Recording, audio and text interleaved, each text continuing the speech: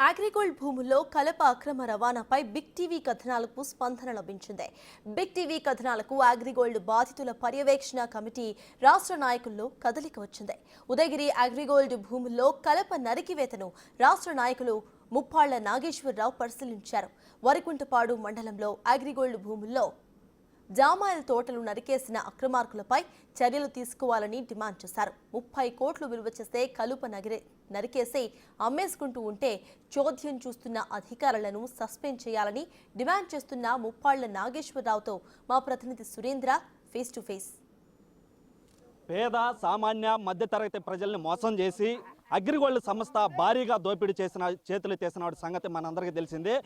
అయితే ఆ యొక్క అగ్రిగోల్డ్ సంస్థ భారీగా భూములను కొనుగోలు చేసింది. ఒక నెల్లూరు జిల్లాలోనే 3,383 ఎకరాలని కొనుగోలు చేసి ఇక్కడ భారీగా ఇటు కలపతో పాటు ఎర్రచందనం, మామిడి, టేకు ఇలా పలు రకాలైనటువంటి చెట్లు కూడా నాటి వాటిని గత 15 సంవత్సరాలుగా ఇక్కడ ఉన్నటువంటి నేపథ్యంలో వాటిని అన్నిటినీ ఇక్కడ ఉన్నటువంటి ఉదయగిరి నియోజకవర్గానికి సంబంధించిన కొంతమంది అక్రమార్కులు ఇక్కడ ఉన్నటువంటి కలపనంతా కూడా నరికేసి క్యాష్ చేసుకుంటున్నటువంటి పరిస్థితి. దీనిపై అయితే కూడా వరుసగా బిగ్ టీవీ కథనాలు కూడా వరుసగా ఇవ్వడం జరిగింది. అయితే ఈ కథనాలకు స్పందించి ఇటు సిఐడి కూడా ఇటు ఎఫ్ఐఆర్ కూడా నమోదు చేయడం జరిగింది. అదేవిధంగా ఇక్కడ జరిగేటువంటి కలప నరికివేతను కూడా ఆపేయడం జరిగింది. అయితే ఇక్కడ చాలా మంది కూడా ఈ యొక్క బిగ్ టీవీ వరుస కథనాలు వస్తున్నటువంటి నేపథ్యంలో ఇటు రాష్ట్ర AgriGold customers agents welfare association సంస్థ కూడా ఇటు నేరుగా ఇక్కడ కనియంపాడు వరికుంటపాడులో ఉన్నటువంటి వద్దకు చేరుకొని అక్కడ నిరసన తెలుపుతూ ధర్నా కూడా చేస్తా ఉన్నారు. ఇక్కడ చాలా మంది అగ్రిగోల్డ్కి సంబంధించినటువంటి రాష్ట్ర నాయకులతో పాటు బాధితులు కూడా ఇక్కడ ఉన్నారు. ఒకసారి వారి మాటల్లోనే మరిన్ని విషయాలు తెలుసుకుందాం. సార్ చెప్పండి, ఈ యొక్క అగ్రిగోల్డ్కు సంబంధించినటువంటి భూముల్లో భారీగా మీరు చూస్తూ ఉన్నారు. గత 20 రోజుల నుంచి ఈ యొక్క వరుస కథనాలకు బిగ్ టీవీ కూడా ప్రచారం చేస్తూ ఉంది. ఈ భారీగా ఉన్నటువంటి కేసు నమోదైన తర్వాత కూడా ఇక్కడ ఉన్న ఈ యొక్క కలపనంతా కూడా మాయం చేసినటువంటి పరిస్థితి. ఇక్కడ దగ్గరలోనే ఎంఆర్ఓ ఆఫీసు, ఇటు ఎస్ఐ పోలీస్ స్టేషను కోతవేట దూరంలోనే ఉంది. మెయిన్ రోడ్లోనే ఈ యొక్క కలపనంతా కూడా నరికేసి క్యాష్ చేసుకున్నట్టు. ఎందుకు వాళ్ళు గమ్ముగా ఉన్నారు అని అనుకోవచ్చు? దీనికి ఖచ్చితంగా వాళ్ళ మీద రాజకీయ ఒత్తిడి స్థానికంగా ఉంటుంది. లేకపోతే ఎందుకు మౌనంగా ఉంటారు? రాజకీయ ఒత్తిడి ఉన్నా తను ఉద్యోగం చేయాలంటే రాష్ట్ర ప్రభుత్వం ఎలాంటి లక్ష్యంతో ఈ పని చేస్తుందో ఆ లక్ష్యాన్ని వాళ్ళు నెరవేర్చకపోతే వాళ్ళు ఆ ఉద్యోగాలకు రిజైన్ చేసి వెళ్ళడం మంచిది. వాళ్ళని ఖచ్చితంగా సస్పెండ్ చేయాలి. అలాగే ఇక్కడ కూలీలు కాదు, ఈ కూలీల వెనుక నరికిస్తున్నటువంటి వాళ్ళు ఎవరైనా తక్షణం దాని మీద విచారించి కఠిన చర్యలు వాళ్ళ మీద తీసుకోవాలని చెప్పి ముఖ్యమంత్రి గారిని, హోంమంత్రి గారిని, ఉప ముఖ్యమంత్రి గారిని. రాజకీయ ఒత్తిళ్లు, అదేవిధంగా కొంతమంది అదృశ్యమైన యొక్క అదృశ్య శక్తులు అంతా ఉన్నారని కూడా చెప్తా ఉన్నారు. వాళ్ళు ఎవరై ఉండొచ్చు అంటారు? ఇప్పుడు ఇవన్నీ కూడా ప్రభుత్వము స్పష్టమైన ఇవాళ, ఎందుకంటే ముఖ్యమంత్రి, ఉప ముఖ్యమంత్రి ఇద్దరు కూడా చాలా సమర్థవంతంగా ఉన్నారు. వాళ్ళ సమర్థతకి ఇది ఒక పరీక్ష. ఈ పరీక్షలో వాళ్ళు ఎంక్వైరీ చేసి రేపు అసెంబ్లీ 24 నుంచి జరగబోతుంది.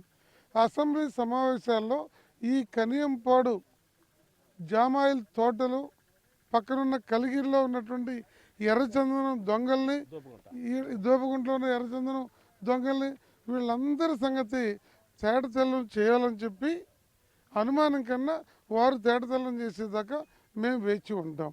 అందువల్ల వాళ్ళందరినీ కూడా కనిపెట్టాలి, పట్టుకోవాలి, ఈ ఆస్తులు కాపాడాలి. ఈ ఆస్తులన్నీ ఏందండి, రాష్ట్రంలో 19.52 లక్షల మంది 2015లో బయటపడితే ఆనాటి నుంచి మా ఉద్యమం జరిగితే ఆనాటి ప్రభుత్వంలో ముఖ్యమంత్రి గారి ఆదేశం మేరకి సిఐడి వాళ్ళు 45 రోజుల్లో వీటిని అటాచ్ చేశారు. అలా అటాచ్ చేసినటువంటి దానికి బందోబస్తు చేయాల్సిన బాధ్యత ఎవరిది? సిఐడి వాళ్ళది. సిఐడి ఏఎస్పీ పూజిత మేడంతో నేను ఫోన్ చేస్తే మేమేం చేస్తాం సార్, లోకల్ పోలీస్ స్టేషన్లో కేసు పెట్టాం కదా. మరి ఆమె ఏఎస్పీ అంటే ఆ ర్యాంకులో ఉన్నామే ఒక్క మాట చెప్పి ఫోన్ ఆపేసుకుంది అంటే ఏంటామె ఏ పరిస్థితిలో ఉంది? అంతకాడికి ఆ ఉద్యోగం చేయటం ఎందుకు? వేరే ఉద్యోగాలు చేసుకోవచ్చు కదా. అంటే వాడు కేసు పెడితేపోయినా సిఐడి ప్రత్యక్షంగా వాళ్ళు ఎందుకు కేసు కట్టకూడదు? వాళ్ళు రెగ్యులర్ పోలీస్కి ఇచ్చాము, వాళ్ళు ఏం చేస్తారో చూస్తామనే దానికి ఈలోపు ఈ ఆస్తులు మొత్తము, ఈ భూములు మొత్తము కబ్జా అయిపోయిన తర్వాత వాళ్ళు చేసేదేంటి?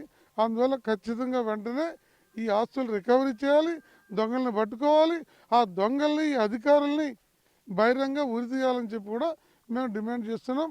ఇవాళ రాష్ట్రంలో దాదాపు 10 లక్షల మంది పైచీలకు 3080 కోట్లు రాష్ట్ర ప్రభుత్వం చాలా వేగంగా కదులుతుంది. చీఫ్ సెక్రటరీ మీటింగ్ పెట్టాడు, డీజీపీ మీటింగ్ పెట్టాడు, సిఐడి చీఫ్ మా అందరితో మీటింగ్ పెట్టాడు.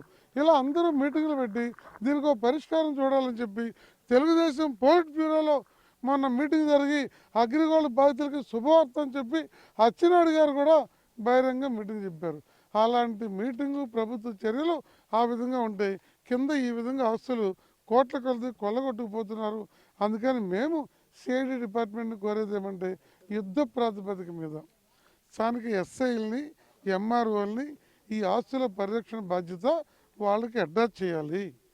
మరోవైపు అధికార నిర్లక్ష్య ధోరణికి సంబంధించి 6వ తేదీ కేసు నమోదైన తర్వాత 2 రోజుల తర్వాత ఇక్కడ భారీగా ఇదే ప్లేస్లో ఇక్కడికి వచ్చి కూడా అంతా కూడా చూడటం జరిగింది. భారీగా కలప ఉన్నటువంటి నేపథ్యంలో ఇప్పుడు ఆ కలప లేదు. ఈ యొక్క అధికార నిర్లక్ష్య ధోరణి పైన ఎలా ముందుకెళ్తారు?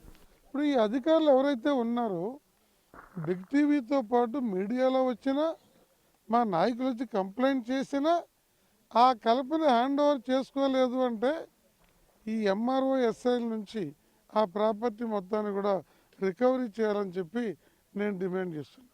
వాళ్ళ మీద తక్షణం వేట వేయాలి. వేట వేయకపోతే దాన్ని ప్రభుత్వ లోపంగా దీనికోసం కష్టపడుతున్నటువంటి పై స్థాయి ప్రభుత్వానికి కూడా చెడ్డ పేరు వస్తుంది. ఈ జిల్లా కలెక్టరు, ఈ జిల్లా ఎస్పీ, ఈ జిల్లా ఏఎస్పీ, సిఐడి వీళ్ళందరూ ఏం చేస్తున్నారు? ఇది వాళ్ళ బాధ్యత కాదా? అంటే ఇంత బయటపడిన తర్వాత కూడా ఈడ నుంచి ఆ కలపను ఎత్తుకెళ్ళారంటే వాళ్ళు ఎంత సమర్థులు, ఎంత శక్తివంతులు, ఎవరి ఇన్ఫ్లుయెన్స్లో, ఎవరి ధైర్యంతో వాళ్ళు ఎత్తుకెళ్ళారో ఆ సంగతి కూడా ప్రభుత్వం తేల్చాలి. రేపు శాసనసభలో ముఖ్యమంత్రి గారు దీని మీద ప్రకటన చేస్తారని ఒక ప్రగాఢ విశ్వాసంతో ఉన్నాము. ఈరోజు మేమందరం కూడా వచ్చింది దీని మీద ప్రత్యక్షంగా చూసి ఈ 24 లోపు ముఖ్యమంత్రి గారిని కలిసి వారికి వివరిస్తాము. మేము అంతవరకు కూడా సంయమనంతో ఉంటాం.